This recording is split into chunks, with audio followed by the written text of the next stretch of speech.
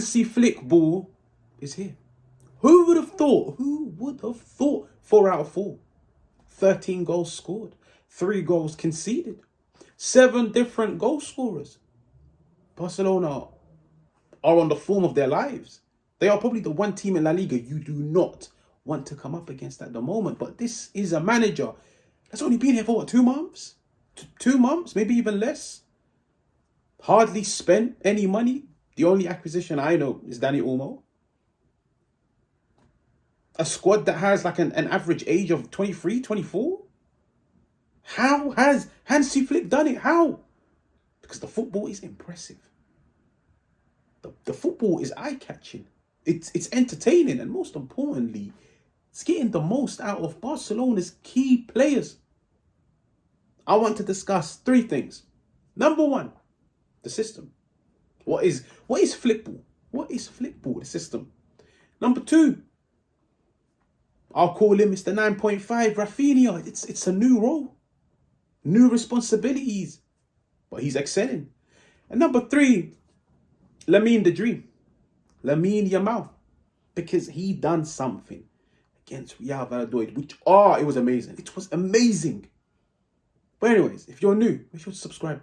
Make sure to hit the like, but most importantly, make sure to let me know what you think of Flick Ball and can they win La Liga this year? Let's get into it. What is Flick Ball? 4-3-3. 4-3-3, but come on. Come on, guys. We know this. Who plays 4-3-3 nowadays? On the ball, they transition into different things. The beauty in it, 3-1-4-2. This is how it looks, 3-1-4-2. A back 3, Martinez, Kobasi, and Koundé. Casado anchoring them. And then you got Pedri, Olmo as the 2 interiors. The flanks hugged by Baldi and Yamal. And then up front, Raphinha, Lewandowski. The football is impressive, but why? Why is it this system? This system focuses on what? Central overloads. Look at this. That midfield 3. Pedri, Casado, and Olmo. Ball retainers. Technically efficient, smart players.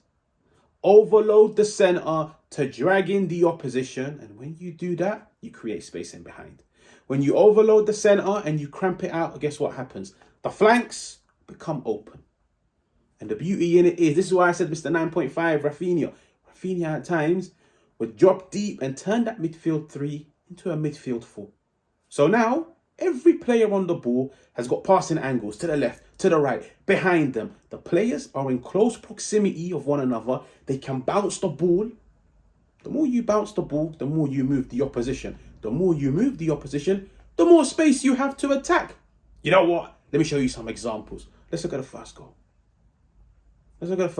Central overloads. You can see it. Barcelona are cramping out the midfield, but let's look at the flanks. Baldi is open on the left-hand side. 1v1 in isolation. Lamine Yamal, right-hand side. 1v1 in isolation.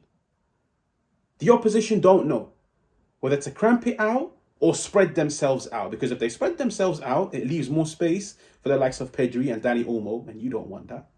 But if you cramp it out, you leave space for Baldi and Yamal. It's a risk you have to take. Barcelona have shown.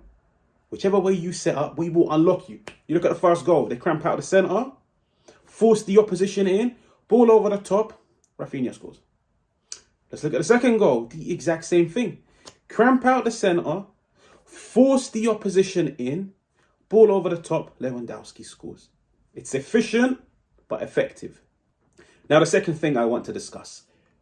Probably my favourite player in the world at the moment. And I wouldn't be surprised if he's everybody's favourite player in the world at the moment. Lamine the Dream, Lamine Yamal. I have to dedicate a video to him. But, oh my Lord, you see his assist for Raphinha. It was out of this world. You're probably sat wondering, thinking, what on God's earth is this Arab talking about? Corner. Barcelona win the ball. They're on the counter-attack. He's charging. Now, let's just stop the video here. How many times have you seen players just pass the ball in this position? Because he's got Dani Olmo to the left of him. He's got Raphinha running in the exact same direction as him. Why not just put it in Raphinha's path and let him continue to carry it? This is a kid with sky-high confidence. This is one of the most technically gifted players in the world. And he done something. When I saw it, I was like, this kid is talented, but he's smart. Now, he knows me and Raphinha are both running in the same direction. The opposition are following us. They're closing down the ground. They're closing down the space. What I need to do is slow down the opposition. I need to slow them down, even if it's that 1-2 seconds. Because that 1-2 seconds will give Raphinha 1-2 seconds to close down the ground ahead. Charging. Him and Raphinha charging in the same direction. That little chop. It was beautiful. That little chop on the inside.